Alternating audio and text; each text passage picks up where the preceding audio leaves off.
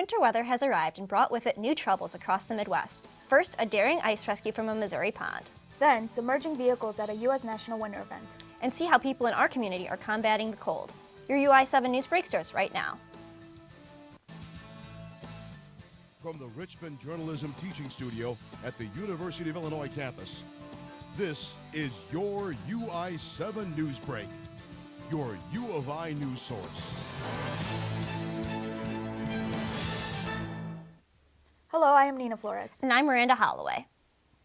As temperatures rise and drop below freezing, the winter environment is even more unpredictable. In Missouri, videos captured an emergency ice rescue after a teen fell through an icy pond.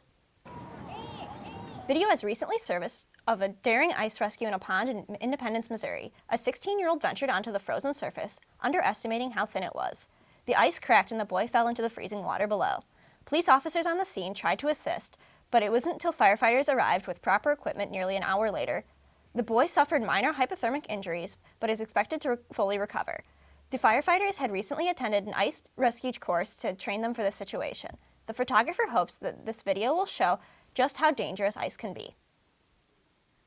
Icy rescues are happening in other parts of the Midwest as well. At the U.S. National Snow Sculpting Competition, drivers found their engines quite waterlogged after parking on the frozen lake.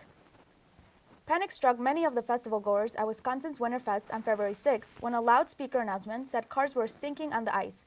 With thousands gathered in the small town for the annual snow sculpting competition, parking was difficult. Some risky drivers chose the open space of the lake to store their vehicles. As more vehicles parked on the frozen water, pressure began to build.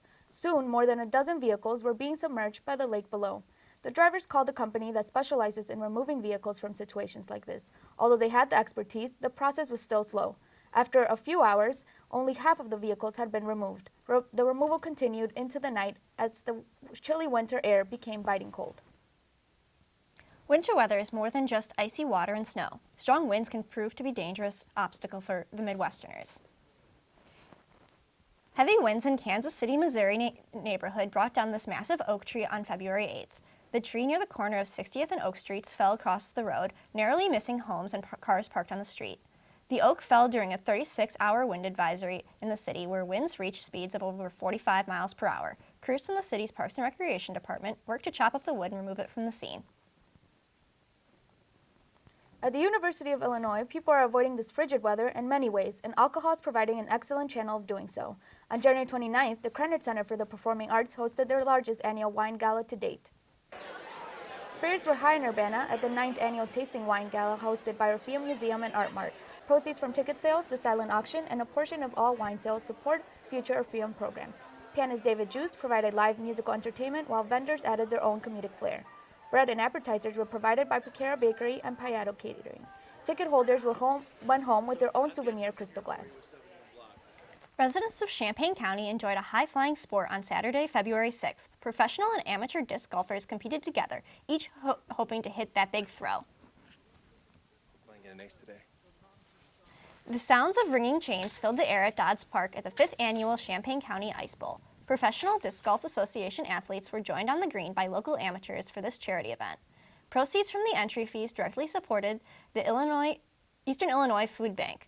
Disc golfers of all ages faced off in this Bring Your Own Partners tournament. The event was divided into 3 divisions based on talent, and trophy discs were given to the winner of each division. The Ice Bowl started it as a charity event to stay warm in the cold weather, but this year's competitors were blessed with sunny skies and mid-40 temperatures. Have you ever played disc golf? That is all the time we have here for today. Thanks for joining us. And have a great day and try to stay warm out there.